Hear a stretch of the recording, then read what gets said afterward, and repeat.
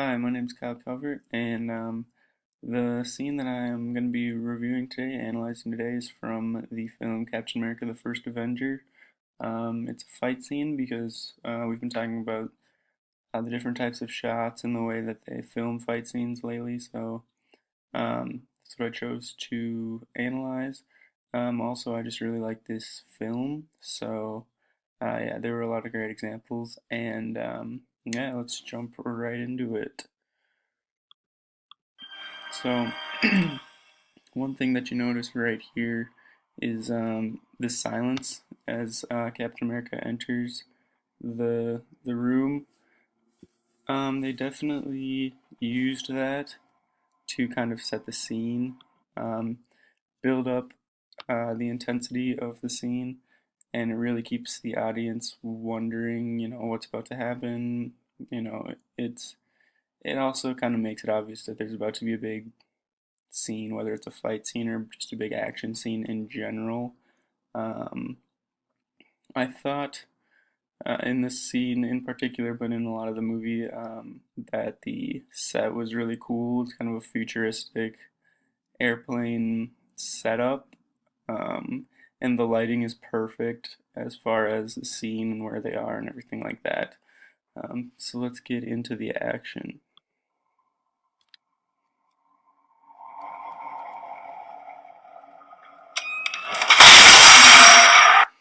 So right there, you notice there's pretty much no sound until the Red Skull pops out and shoots a little laser blaster, or whatever you want to call it, at Captain America. Um, that's probably a great technique. I know if obviously this is on a computer and kind of knew it was coming, but in a theater that would definitely startle the audience and make them jump a little bit. So that's good. Get some reaction out of the audience. Also, just kind of introduces the fight scene, I guess. The Red Skull is kind of the Captain America's nemesis, main villain throughout this whole film. So now it's kind of built up to this point where they're gonna fight it out. You don't give up, do you? Nope.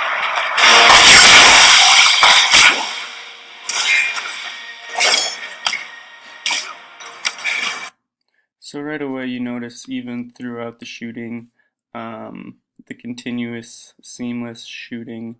I mean the shooting of the camera. It keeps the fighting keeps going, but the camera moves around so that you can see what's going on the whole time. You're not, I guess technically it's cutting from camera to camera, but you're not stopping the action just to get a new angle. So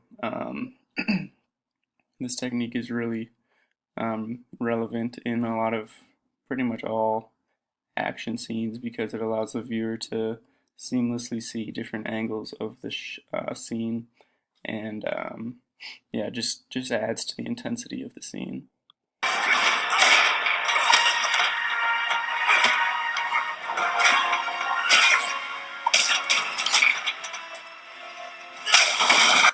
So one thing to notice is the music that's kind of building up. It's this heroic music in this fight scene. Everyone wants Captain America to win. He's fighting the bad guy, just like any other superhero movie. Um, One interesting thing, I'll see if I can find it. Um, I just think it's interesting, and we see this a lot in action movies, how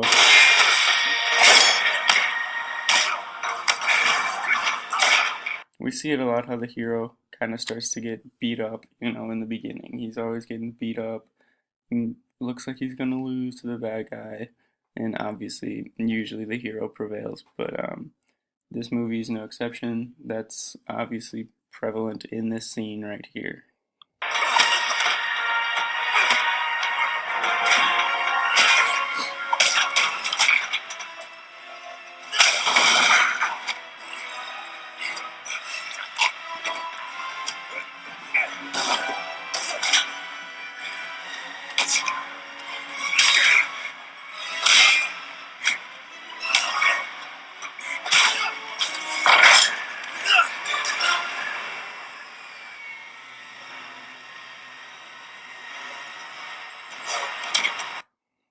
So one thing that I think makes this scene interesting, just like in a lot of action scenes as well, is all the diegetic sounds. I don't know if I'm pronouncing that completely right, but sounds that are coming from a source that the viewers know. They know where the sound is coming from. There hasn't been any dialogue yet. They're just fighting, and every little thing that they do kind of reverberates into a sound and really gives the audience the full effect of this scene. Even when they ran into the controls of the plane and it started going down, you could hear the engines and um, just everything that they do in the scene you can hear as well as see. So I think that's what makes it a really successful fight scene.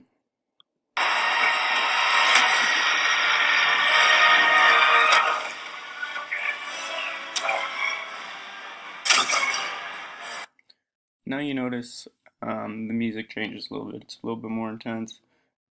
Makes the audience more nervous. They're spiraling towards the ground in a plane. Is Captain America gonna live? I guess we'll find out. But at the beginning of the scene, it was heroic because it's Captain America fighting the arch nemesis, Red Skull. But now he's in danger, so the music has to switch a little bit in order to paint the picture.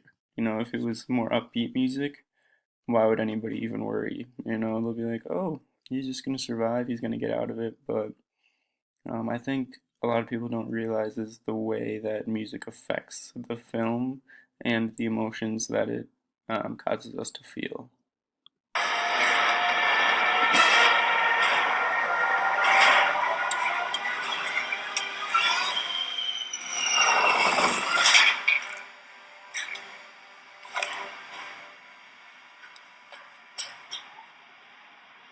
You could have the power of the gods!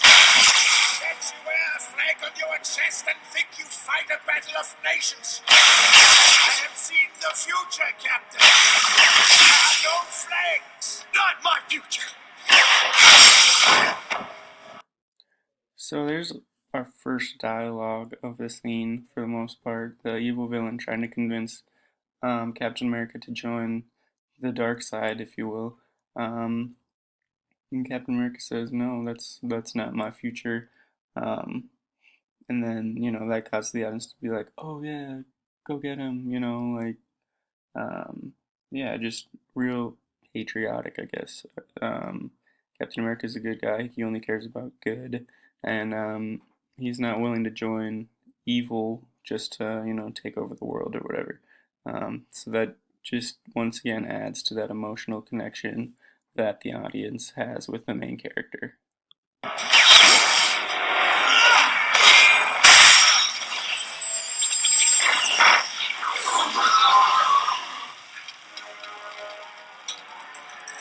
have you done?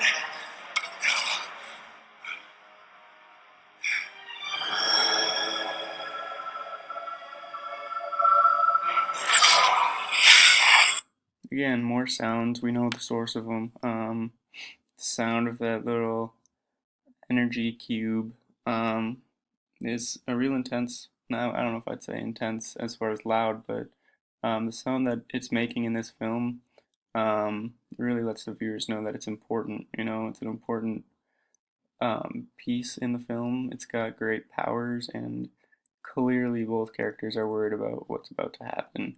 Now that just kind of popped out, kind of the whatever device was holding it is broken now, and so now not only does Captain America have to worry about defeating the villain, but he also has to worry about protecting the human race and protecting, whoever could be in danger because of all that energy right there.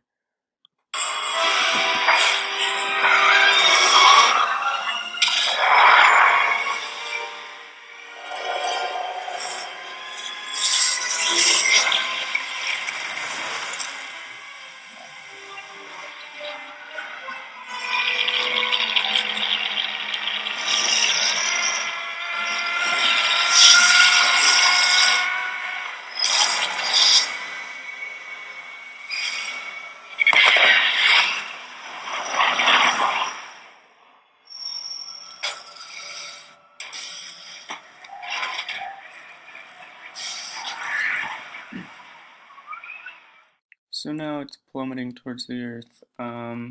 Obviously you could see the worry on Captain America's face. Now you got a plane that doesn't have a pilot, and you have some alien cube of energy that's falling towards the Earth, and that seemingly destroys anything that it touches. So yeah, that's his new mission, I guess, if you will. He's got more to worry about now, more people to protect, and yeah, we'll see how far this scene plays. Oh, yeah, that's the end of it.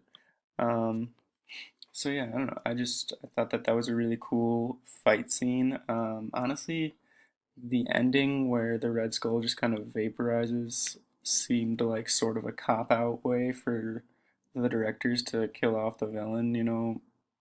Oh, he just got thrown into a device, grabbed a cube, and disintegrated. Like, I get it, but at the same time, kind of disappointing because they've been obviously enemies throughout the whole movie. So, I was hoping for more of a big fight scene, if you will. So yeah, that's my analysis of the scene in Captain America: The First Avenger, and I hope you enjoyed it. Thanks for listening.